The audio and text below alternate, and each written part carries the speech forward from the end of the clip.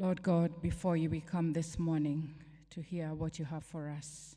Bless us, Father, and use me as your vessel of honor, for it is in Jesus' name we pray. Amen. You may be seated. Good morning.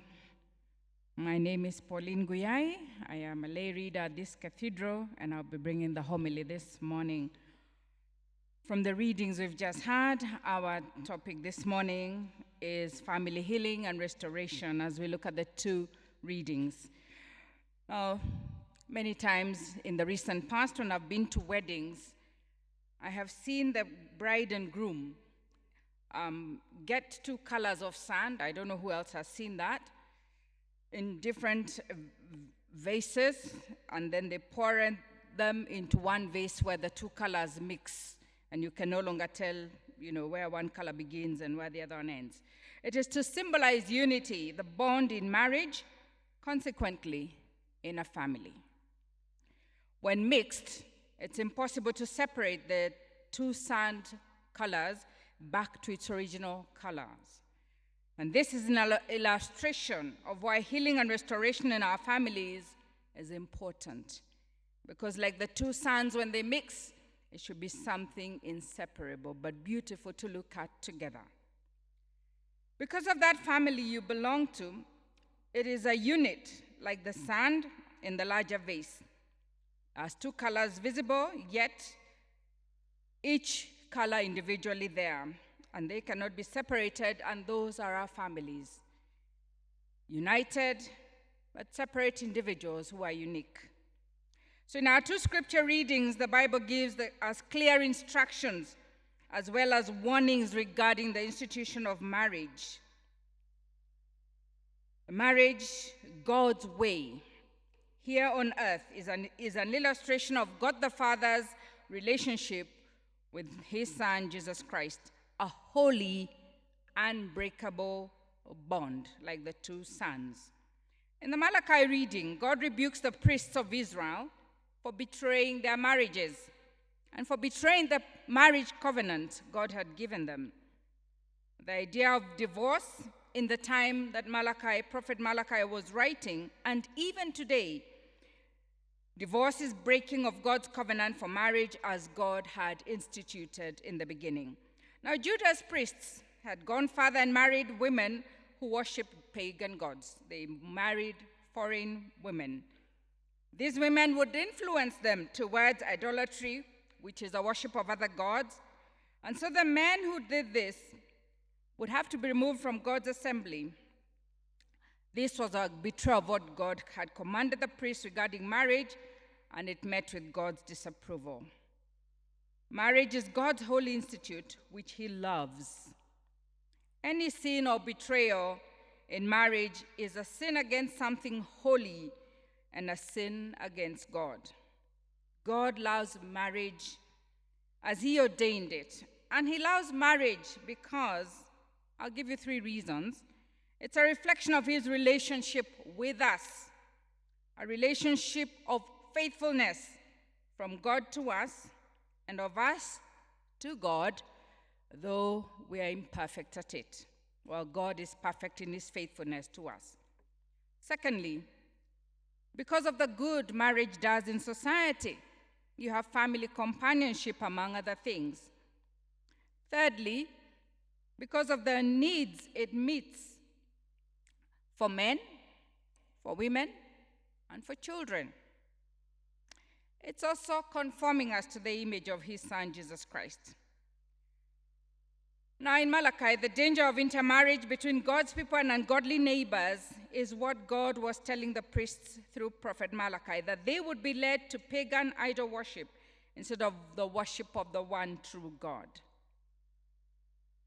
And there are examples from the Bible of when this happened, when they disobeyed God. When Solomon married foreign wives who turned his heart away from God in 1 Kings chapter 11, verse 1 to 10. We have Ahab, King Ahab, who married Jezebel, a foreign woman who worshipped Baal, an idol. And together they led Israel to the worst depths of idolatry in 1 Kings chapter 16. Even today in our families, if we don't institute the worship of the one true God, we can fall into the influence of those who worship other gods or other things, as we see from everything we read, whether it's in our press, in our news, or the papers we read. Paul also warns about being joined with unbelievers in 2 Corinthians chapter 6, verse 11 to 18. Now, we can apply this to our relationships. Being yoked with those of a different faith from ours or different beliefs, it can arouse the disapproval from God and affect our relationships even in our own families. In Malachi verse 12, God promised to punish the priests who married foreign pagan worshipping wives for thinking it would not affect their service to God. And this is a lesson for us today and a warning for us in our families. God will punish those who worship other gods besides him.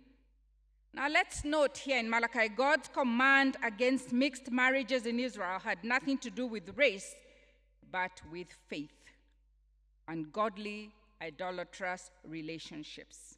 In fact, there is proof that it was not against mixed marriages regarding race, because we have Ruth, a Moabite, who is included in Jesus' genealogy. She married Boaz and forsook her gods, her pagan gods, for the Lord God. You can read that in Ruth chapter 1, verse 16. If we look back at divorce in verse 13 to 16 of Malachi, the neglected divorced wives of the priests came and wept at God's altar.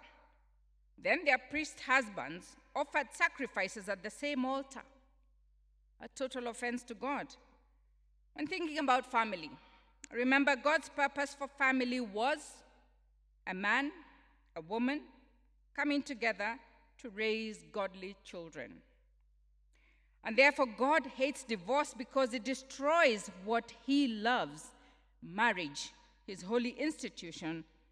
And today we can see why with 3 reasons if we look at divorce. I'll give you 3 reasons. Divorce breaks a solemn vow made before God. We make those vows before God, before your spouse, and before people, the congregation. It's harmful. Divorce often brings pain. It also illustrates one way or the other apostasy or a rejection of God's ways. Now, Scripture tells us God allows divorce in only one particular circumstance, which is sexual immorality and dissertation by an unbelieving husband. And you can read about that in Matthew 19, 1 to 9, and 2 Corinthians 7, 10 to 16. But it doesn't say God commands divorce. God's heart is always for repentance, forgiveness, and reconciliation in every relationship in our families. Remember, when we fail to forgive, when we fail to reconcile with those who have wronged us, remind yourself that you have sinned far worse against that spouse or that person in your family than we have sinned against God. You have sinned far worse against that person, yet God does not divorce us. We've sinned far worse against God than we have sinned against that person, yet God does not divorce us. Or that person has not sinned, or you have sinned far worse against that person than you have sinned before God, yet he does not divorce us. Misery, unhappiness, poverty, incompatibilities are not grounds for divorce. They are grounds for forgiveness and reconciliation. And if divorce happens because of these things, then before the eyes of God, it is idolatry to be in another relationship. In the Jewish culture, husbands would cover their wives with a garment as a symbol of protection during the marriage ceremony. So, when a spouse was mistreated or divorced, it would be similarly like a husband covering his own garment with violence. The Malachi passage concludes by teaching us to be on our guard meaning to listen to the Holy Spirit to guard against critical, bitter, hard, unforgiveness against a spouse or that person in your relationship, in all our relationships, especially those in family, where we need to think more of reconciliation. In the second reading in Mark chapter 10, verse 1 to 12, Jesus continues to teach on marriage, and especially divorce, having been asked about it to test him by the Pharisees. This was at a time when there were two schools of thought based on the teachings of two rabbis, and they were controversial to say the least. Now, based on Mosaic law in Deuteronomy chapter 24, verse 1, I'll paraphrase, it said if a man found uncleanness in his wife, he could write a certificate of divorce and send her out of his house. Now, Rabbi Hillel, and his was the popular view, taught uncleanness could be any sort of discretion, down to the basic of burning food. Rabbi Shammai, whose view was strict and unpopular, taught uncleanness was only sexual immorality and the only reason valid for divorce. So now in our gospel reading, Jesus affirmed what Prophet Malachi told Israel in the Old Testament, that Moses did not command divorce. He only permitted it because of the hard hearts of men offering to the offending parties. They would be cruel, they would be unforgiving, they would change their attitude to their wives. The same is true even today.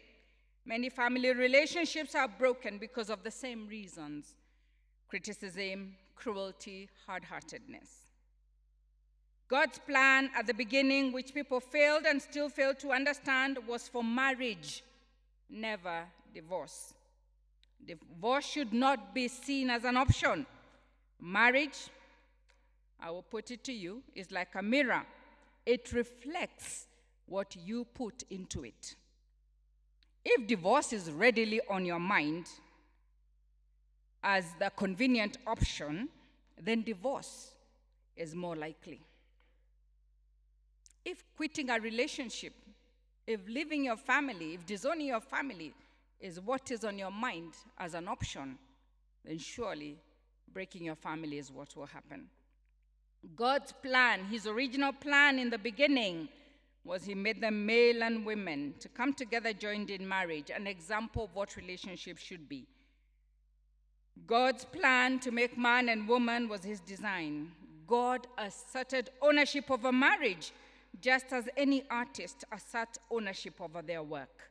So, here is a takeaway for you and for me today. Marriage is God's institution, not man's. So, his rules.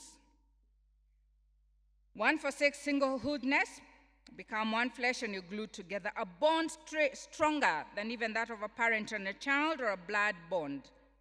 Divorce is therefore like amputation of a body part. So think about that.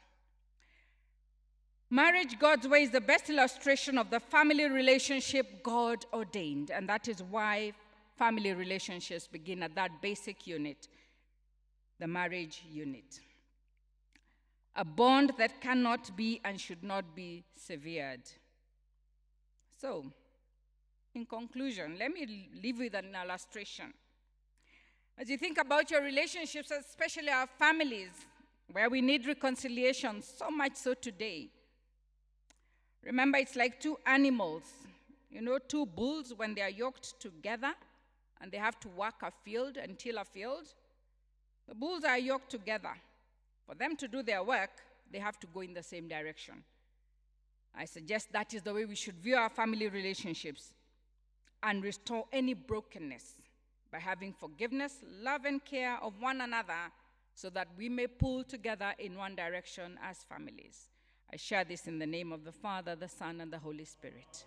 Amen.